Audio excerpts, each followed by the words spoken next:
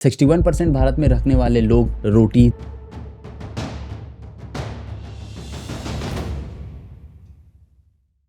देखो, हमारे भारत में बहुत बड़ी डाइवर्सिटी है। ऑलमोस्ट 60% से भी ज़्यादा लोग ऐसे हैं जो बेसिकली रोटी, चावल, दाल इन सब चीज़ों पे डिपेंडेंट होते हैं, क्योंकि ये एक्चुअली प्लांट बेस्ड फूड है और बेहतर न्यूट्रिशंस के साथ लो कॉस्ट में अफोर्डेबल होती है। और लो फैमिली, हाई इनकम वाले फैमिली से भी ज़्यादा ये लोग इसी चीज़ पे अफोर्ड कर लेते हैं। एक बेसिक न्यूट्रिशंस जो हमेशा मिलते रहती है कम दामों में, ये सबसे अच्छा ऑप्शन होता है। National family of health survey NFHS 5 बताती है कि भारत की जितनी फैमिलीज़ है उसमें दूध और दाल खाने वालों की संख्या वैसे भी ज़्यादा है।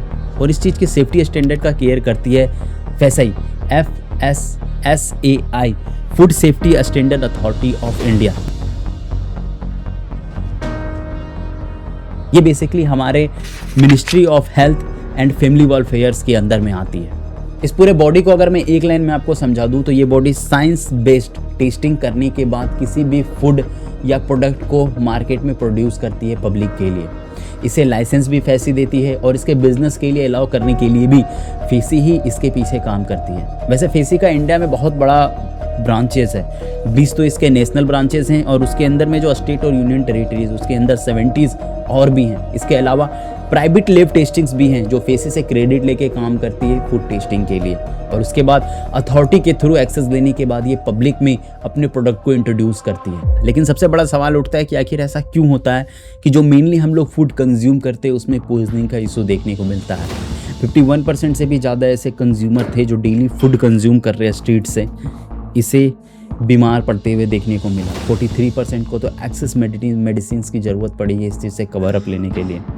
दिल्ली के जो लोकल वेंडर्स हैं, दिल्ली के जो लोकल ठेली वाले वेंडर्स हैं, इनके साथ बहुत खतरनाक इशू है।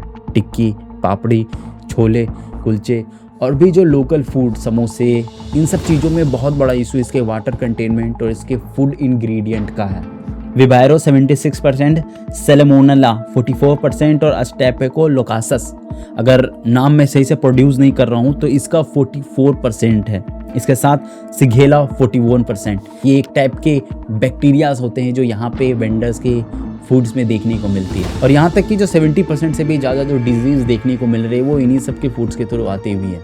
ये बात तो आपको पता होनी चाहिए कि दिल्ली 2025 में कोलरा बीमारी में सबसे पीक पे थी, जिसमें ऑलमोस्ट 240 से भी ज़्यादा केसेस देखने को मिले थे, जिसमें वोमिटिंग और डायरिया बिल्कुल भर के लोगों को हुआ था खाने से। अप्रैल 2025 में IIT के स्टूडेंट ने भी इस चीज़ को वार्न करा था कि इसमें बहुत बड़ा इशूज़ देखने को मिल रहा है जब वहाँ के लोकल वेंडर से मिठाइयाँ खरीद के खाई गई थी। ये बात हम लोग जानते हैं कि दिल्ली में वाटर इशूज़ तो है और ये वाटर बोर्न डिजीज़ इस चीज़ में सबसे बड़ा इशूज़ बनती है। आपने खुले में जब लस्सी कभी पिया है और कभी ऐसा ड्रिंक ली होगी ऑरेंज का या फिर और भी अदर ड्रिंक्स जो बस स्टेशंस वगैरह में देखने को मिलती है, ये भी बहुत बड़ा कारण बनता है आपके डिजीज़ का। जनरल लाइफ में जो हमारा वाटर कंटेनमेंट है, लोकल वाटर कंटेनमेंट जहाँ से आप प्रोडक्ट कंज्यूम कर रहे हो, उसके कारण जो वाटर में इशूज़ होती है वो बहुत बड़ा बीमारी का कारण बनती है। हमें ये बात समझना इसलिए भी ज़रूरी है क्योंकि वाटर एक ऐसा रिसोर्सेस ही है जिसे हम सबसे ज़्यादा डेली कंज्यूम करते हैं और इस पर कोई क्वेश्चन भी करने के लिए नहीं जाते हैं कि कितना ख़राब और बढ़िया वाटर हम कंज्यूम कर रहे हैं। अब डेली दिल्ली से आते जाते हो, ठेले वाले से मिलना जुलना है आपका, लेकिन इसके प्रोडक्ट में आपने कभी देखा होगा जो इसमें रेड मसाला पाउडर छीटा जाता है या फिर रेड चिल्ली पाउडर छिली जाती है, इसमें ट्यूमेरिक मिली हुई होती है, इसमें हेवी मेटल्स होते हैं जो हमारे बॉडी के अंदर में इनरोल करती है इन्हीं मसाले के थ्रू। इसका सबसे जीता जागता अच्छा एग्जाम्पल हो सकता है मोमोज़ में जो रेड मसाला दिया जाता है आपको खाने के लिए। 2025 में FSSAI ने खुद इस बात को पकड़ा था कि जो कार्डमोम है और किचन स्पाइसीज देखने को मिलती है, इसमें इसका कंटेनमेंट बहुत अच्छे से था। इसके अलावा अगर आप ध्यान दें तो लोकल ठेली वाले अक्सर पुराने तेल का यूज़ करते हैं। इससे पता है क्या होता है, बड़ी मात्रा में फ्री फैटी एसिड रिलीज होती है जो बहुत ज़्यादा ख़राब होता है हमारे हेल्थ के लिए। जब आप देखो तो तेल काला पड़ गया होता है और उसी में जो आपके समोसे या फिर पकौड़ियाँ छल रही या तल रही होती हैं। मैं डेटा बता दूं तो लिबर्टी में दिल्ली स्ट्रीट फूड के जो फ्राइंग ऑयल है उसमें 80% फ्री फैटी एसिड मिली थी, 100% परऑक्साइड का लेवल था। ये इतना ख़राब है कि इससे हार्ट डिजीज़ का कारण हो सकता है।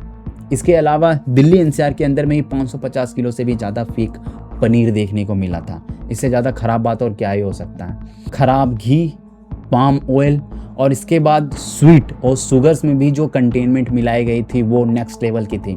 मार्केट में जो IIT के स्टूडेंट ने उसने रिपोर्ट करा था कि जो लोकल वेंडर से उनने मिठाइयाँ खरीदी थी उसके खाने के बाद उसे डायरिया का केसेस देखने को मिला। कई सारे तो बीमार पड़ गए, कईयों को मेडिसिन भी लेकर ठीक करना पड़ा। या अब ऐसे ही थोड़ी नेशनल सर्वे ने बताया कि 83% से ज़्यादा जो फेक फूड है वो इंडिया में अलार्मिंग लेवल पर है। इसके बाद भी 2024 में स्टडी फाउंड करी थी कि जो ट्यूमेरिक का कंटेनमेंट है वो अपने सेफेस्ट लिमिट से 200 गुना ज़्यादा चली गई है। इतना सुनने के बाद आपको ऐसा लगता होगा कि फिर करें क्या, स्ट्रीट फूड तो खाते ही, ऑब्वियस सी बात है कि हम तो फिर भी खाएंगे। 2006 में फेसी अपने वर्क पे आई थी और इसके बाद इनका काम था कि इन सब चीज़ों को सही से रेगुलेट करते हुए चलना, लाइसेंस देना, सही से टेस्टिंग आउट करना। हर एक स्टेट एंड यूनियन टेरिटरीज़ में इनकी बॉडीज़ हैं, लोकल भी बॉडीज़ हैं जो टेस्ट करती है। लेकिन जो अनऑथराइज्ड वेंडर हैं, जो सड़क पे रोज़ ठेली लगा के जाते हैं, इनका कोई लाइसेंस और कोई ऐसा एक्शंस नहीं होता। ये आज लगाएंगे कल चले जाएंगे, इसलिए इस पर टेस्टिंग करना बिल्कुल इम्पॉसिबल है और इस पर क्वेश्चन कर भी नहीं सकते आप अपनी दम पे। हालांकि इस पॉइंट पे अगर लोकल पुलिस बहुत स्ट्रॉन्ग एक्शंस लेती है तो ये हो सकता है कि ये अपने फूड को कुछ पर्टिकुलर टाइम के लिए चेंज कर दें, लेकिन प्रॉफिट निकालने की जब बात आएगी तो ऑब्वियस सी बात है ये करने में गलत नहीं होगा।